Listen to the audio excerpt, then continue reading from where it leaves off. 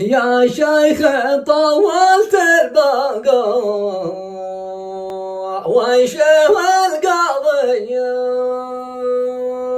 قال لكم في مرة من المرات حدث خلاف بين قبائل في خولة، فقامت الدولة بإرسال شيخ لحل الخلاف، الشيخ حمود عاطف. فجلس هناك، جلس بقى يعني لجل حل الخلاف، فطول.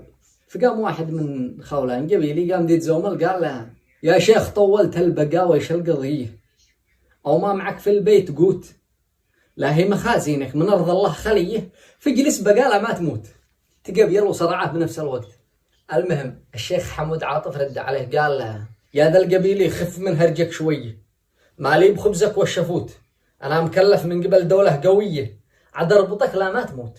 قال له: يا شيخ طولت البقاء ويشوى القضية، أو ما معك في البيت قوت، إلهي ما خزينك من أرض الله خالية، فاجلس بقى ما تموت.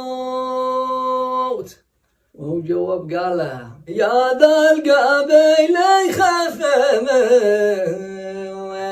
هرجاك شوية، مالي بخبزك وشفوت،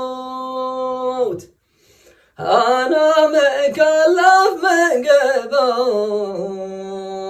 دولة قوية، عاد أربطك لا ما تموت، عاد أربطك لا ما تموت.